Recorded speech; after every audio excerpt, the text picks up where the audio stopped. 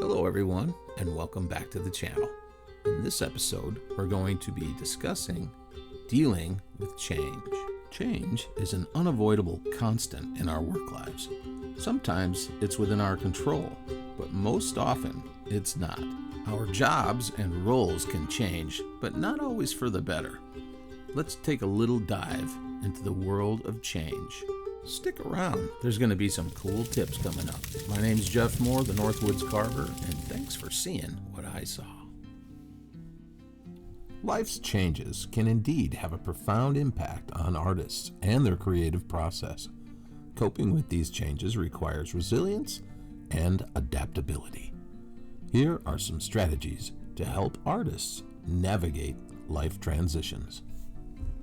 Before I get too far into this little article, I just want to make it clear that I'm all about artists.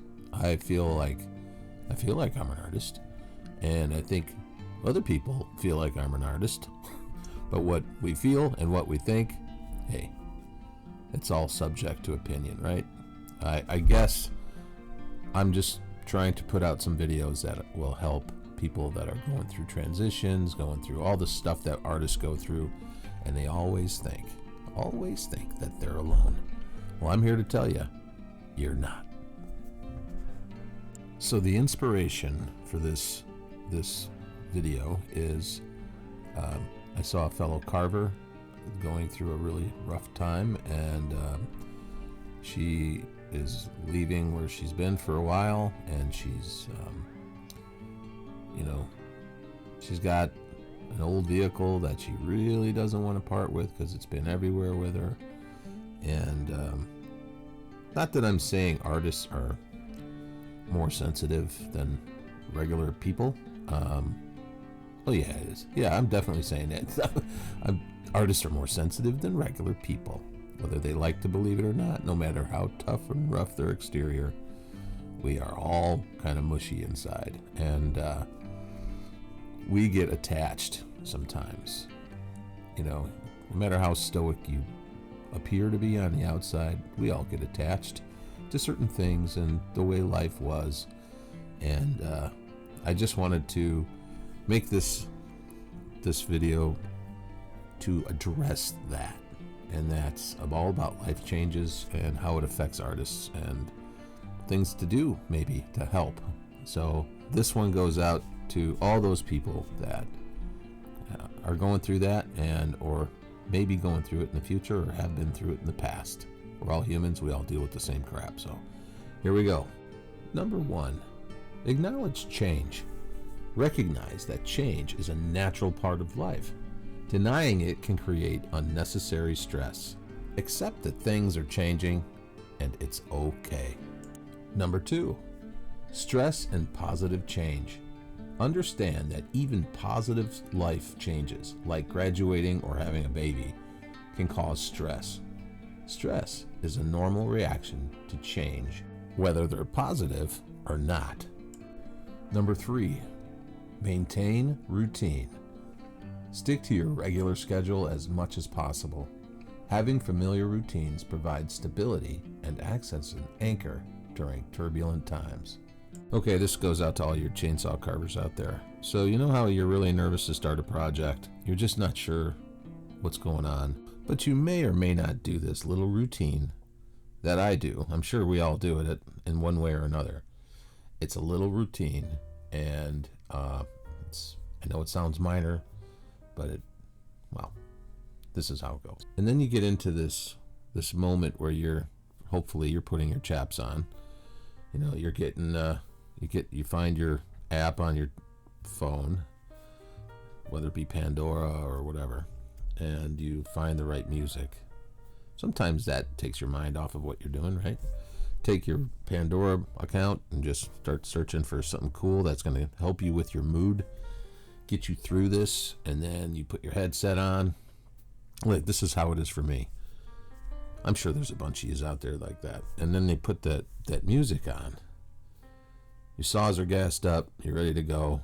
Even though you're nervous, as soon as the headset comes on, the saw's in your hand, the chaps are on, safety glasses are rocking, or your shades or whatever, all of a sudden you feel like you're in the warm, sweet spot of where you think you're supposed to be. And you know what? It makes you feel like you can do anything. I'm not as nervous about anything when I'm standing in front of a piece of wood with a running saw in my hand, because I know I'm gonna win. I just know I'm gonna win. So that wood's got no chance. So that's my little thing that I do. If I'm nervous, it just seems like when the saw is running and I start cutting, I get lost. Nothing else exists. Not even my fear. So just a little heads up. That's what I do. In archery, it's called the shot sequence or the shot process. You go through a certain process before you do anything, and it kind of helps ground you and locks you in and gives you focus. It makes you be repetitive to a point where you become very comfortable with the next step, and then the next step, and then the next step. And when we find ourselves tripping over the step before, or maybe skipping steps, we fumble, we get lost, we forget who we are, what we do. And I'm talking in broad terms here. If you skip too many steps, and sometimes if you do it for long enough, you forget who you are. And it's not so much about who you are anymore. It's becoming one of those things where it's what you let other people believe that you are, or maybe you find yourself in a cozy position that doesn't challenge you as much, and you're fine with it. And you need to get back to ground zero. You need to go back to the beginning, go back to the basics, and do what you know how to do. That's what I do. Just because until you learn the basics of anything, I mean, you'll never have a place to go back to when you start tripping and falling or worrying, or you need something that you can count on as a rock. So that's why I'm making this video. Number 4, healthy eating. When change occurs, we often reach for comfort foods like carbs. While it's okay to soothe yourself with these foods in moderation, try eating healthily. Tracking your food intake can help you make mindful choices. Yeah, I think I'd struggle with that one. I think we're all going to struggle with that one a little bit. But I think it's true. Like, if you can hold off on the chips and, I think it makes you feel a little bit better if you can just get through a day, or go to bed early instead of sitting around eating chips. Like, I know for my own, because of my own situation, a lot of times there's a little anxiety in there, and you end up either smoking or drinking or eating at hours when you should just be asleep. And I've been kicking that can down the road for a long time. My legs are tired. Let's move on, shall we? Number 5, exercise. Regular physical activity can significantly reduce symptoms of depression. Even a simple walk around the block can boost your mood. Now, I can agree with that, because there's sometimes I'll just take my dog for a walk and I feel better. Plus it kind of gets rid of that pent up stress.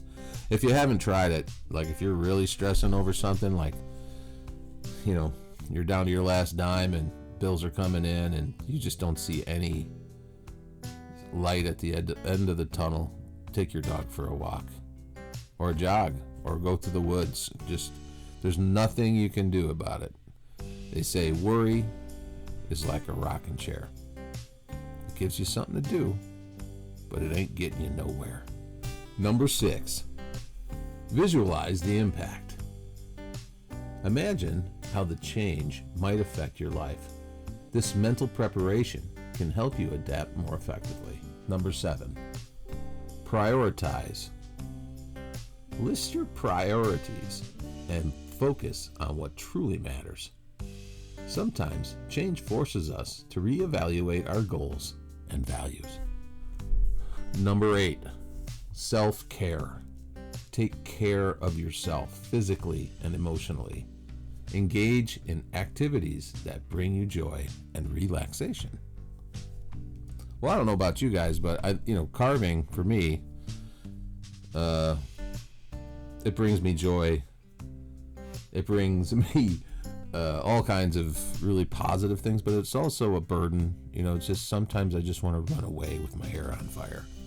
And, some days I just want to sit in my little studio here and create something for you while it's pouring and raining and thundering outside. So it's like one of those days. All right, let's move on. Celebrate progress. Now, I think a lot of us do this, but I don't think we don't let it soak in the progress because we're so busy beating ourselves up. I did a video on this. It's called Imposter Syndrome. If you haven't seen it, check it out. It's all about this. So, celebrate progress. Acknowledge small victories along the way. Celebrate moments of progress, no matter how minor.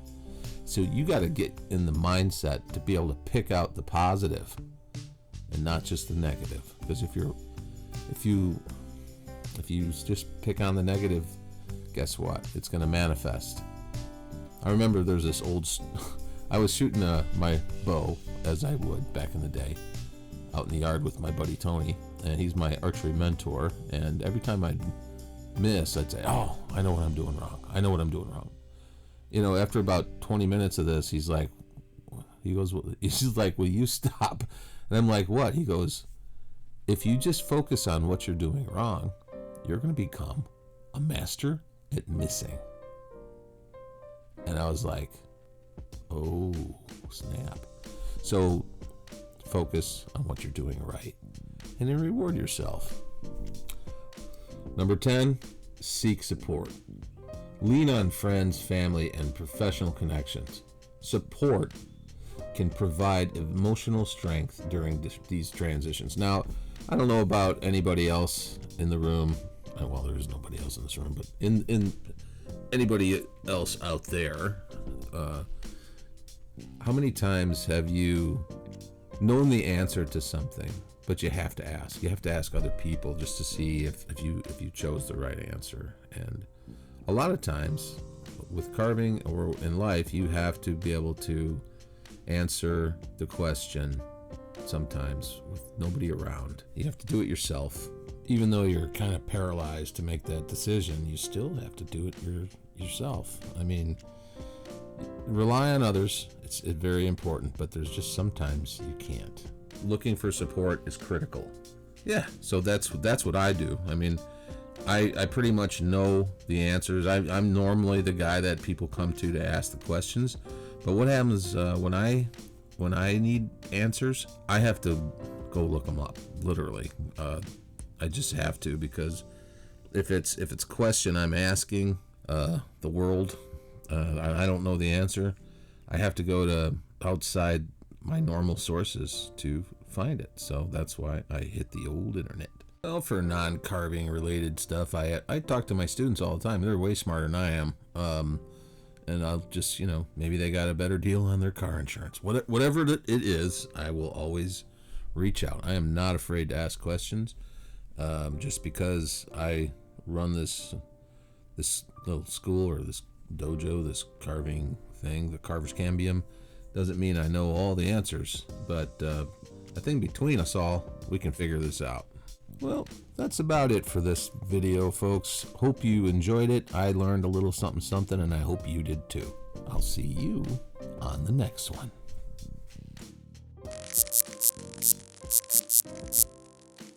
Thanks for watching. Get back in your box. Chill out, dude.